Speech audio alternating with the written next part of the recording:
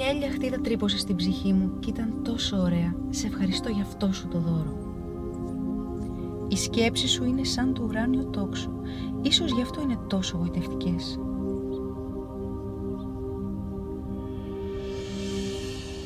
Μα εσύ μου έχεις κάνει τατουάζ στην ψυχή. Πώς θα σε βγάλω τώρα? Γίνεται? Κάθε μέρα που ξυπνάω νιώθω ακόμα μεγαλύτερη χαρά στη σκέψη ότι θα είμαστε για πάντα μαζί. Τα γυμνά κορμιά δεν κινδυνεύουν, μα οι γυμνές και αγνές ψυχές είναι εκτεθειμένες σε νοσηρά μυαλά. Αποφάσισα. Τελικά σε λυπάμαι. Το άδειο σου βλέμμα προδίδει την άδεια από συναισθήματα ζωής σου. Είσαι κούφιος και κενός. Τα βήματά μου είναι πλέον ανάλαφρα και η ψυχή μου καθαρή και φωτεινή.